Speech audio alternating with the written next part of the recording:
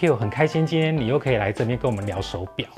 上次我们在这边录影哦，就是谈你的手表收藏，然后在网络上也引起了许多的回响。然后其中有一个留言特别引起了我的注意，就是有一位网友讲到说，哇，你真的很能忍，你到现在都还没有买过任何一只潜水表。所以今天这个主题我就一定要找你再来聊一下，因为我们今天要介绍的就是一只非常特别的潜水表，是格拉苏蒂原创的 CQ。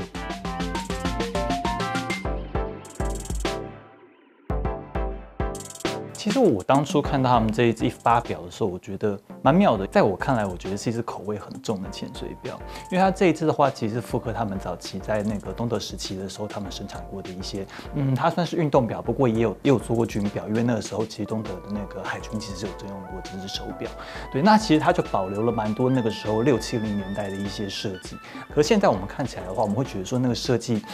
我觉得有点古拙的感觉。比如说你看到说像是它的数字用了非常大的阿拉伯数字，然后或是它的指针的话，用了非常明显的一个形状，一个很大的箭头在那边。又或者说，你看到它的中壳，它中壳的部分的话，其实是非常平板式的，它就是表耳跟那个中壳的线条是非常硬直的感觉。这跟现在我们修饰的比较精致的那种潜水表的线条比起来的话，其实它算是一种口味蛮重的一个复刻啦。所以它为什么会发展成一个这么独特的一个造型？其实一开始的话，因为在那个年代的话，潜水表其实是非常实用取向的，它就是工具表或者拿任务用表这样子，所以他们那时候追求的主要都是一些机能性的部分。他们相对的话，在设计啊、造型啊上面，其实并没有花这么多的心思。所以像它的表壳那边的话，大概都是用那个时候在生产的理由上面，其实最方便可以最快做出来的一个方法，做下架去做切割，只要机能性有达到就好了。讲到它的历史背景，其实我觉得有个很有趣的点，就是说它其实当时是在东德时期嘛，那等于说那个时期他们是属于被共产党所把持住的一个政权，那所有的整个格拉苏蒂的制表产业全部收归国有。那他所属的阵营，其实如果说我们现在以历史的眼光来看，它其实跟西方世界是属于敌对阵营，所以是不是因为完全与外界的隔绝？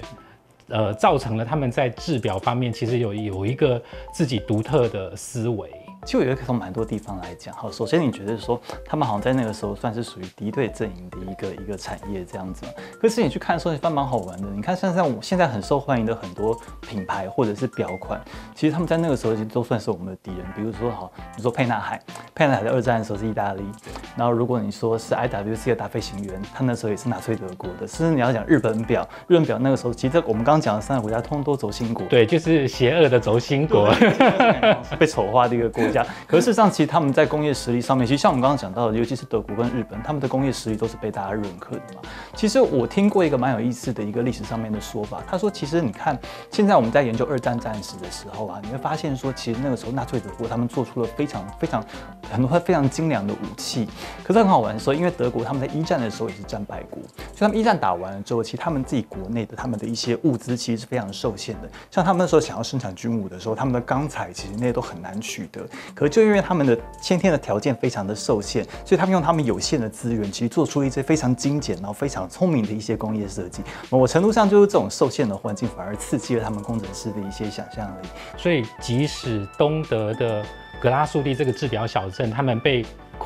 当时被困在共产铁幕里面，但是他们以他们非常有限的资源，他们还是提供了他们的士兵、他们的潜水员一个非常可靠的一个潜水表。因为他们那个时候其实他们的封闭，所以他们那时候就是很有意识的就要把我们的工业限制在我们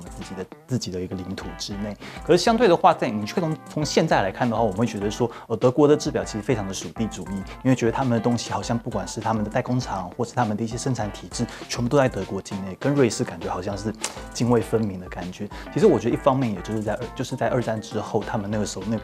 那个封闭式的那个状况，造成了他们这样的一个倾向。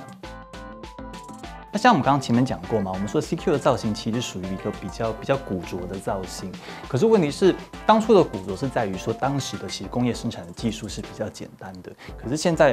格拉斯维原创他们作为一个就是应该算是 Swatch Group 里头，就它是上位的品牌，他们其实在做这些表的时候，其实他们用的那些制成或者是工序，其实都是非常精细的。它乍看之下，我们说它是古着，可是就看它每个细节，其实真的都精雕细琢。其实就是跟宝珀，甚至是跟宝玑，他们这一线的品牌，其实做工是不会有差的。比如说它的表圈，它表圈这边用的一样是陶瓷圈，然后或者是说，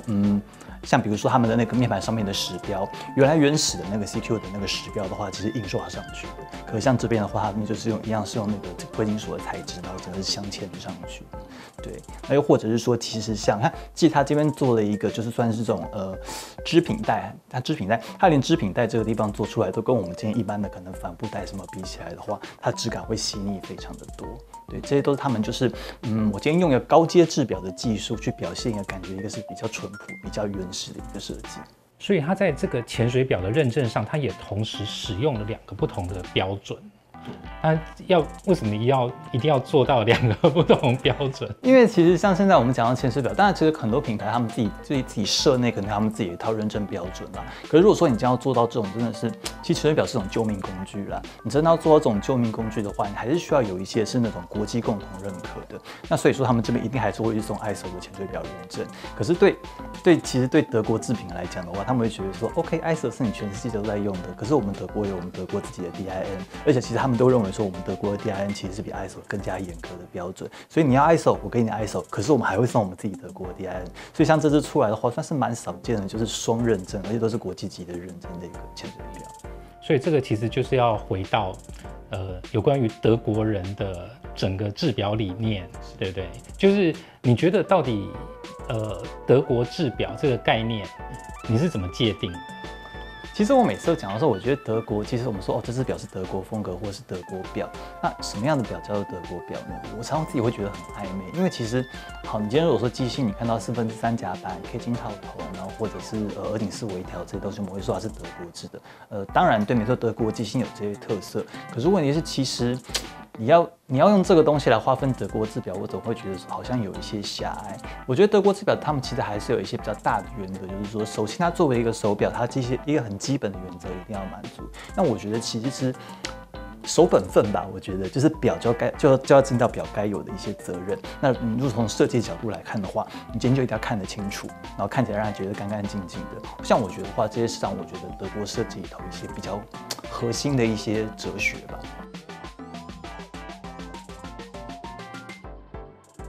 像这只 Chronometer 的话，其实算是我个人格拉斯最喜欢的一只表了，是真的没有之一。对，因为它这是那个时候大概是在2009年推出的吧。然后推出的那个时候，其实我觉得它在那个时候推出是非常有意思的一件事情。好，我们像这只表它的特殊的地方在哪里？好，首先它做 Chronometer 的话，那第一个就是它精准度一定是受到肯定的嘛。好，那这没有问题。可它最好玩的一个地方在于说，它是一个调校起来可以调得非常准的一只表。怎么说？因为今天你一旦把它的表冠拉出来之后啊，你会发现说它下面的小秒针会自动归零，然后它的分针的话会挑到离它最近的一个刻度，也是它会回到一个0秒，然后那个分钟刚好对到刻度的一个状况。这样你接下来不管在调时间的时候，而且你在调的时候，它的分钟会是1分1跳的，它会不断的落在那个刻度上，所以你在对时的时候，只要对到那个几点几分，那个就0秒一下去的时候按下去，它一定就是刚刚好，就是跟你现在对时的时间完全一样吻合。对，其实。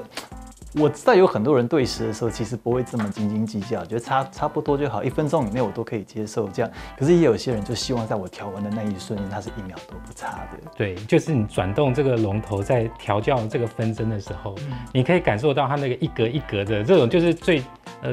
最爽的时候，玩起来最爽的时候，就是爽，对，就没话讲。对，那其实像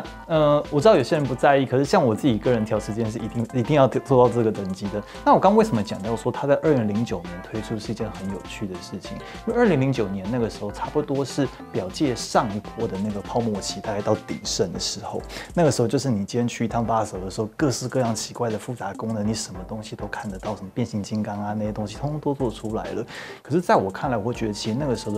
的那时候复杂功能其实已经有一点迷走的一个状况，大家已经不知道该做什么东西了。可是我觉得格拉苏蒂感觉好像有一种回归初心的感觉。我今天一样要做复杂功能，可是我做了一个是离你非常近的一个复杂功能，它不是那种很炫技、很夸张的。那我觉得在2009年当时的那个整个表界的气氛来讲的话，我觉得算是一个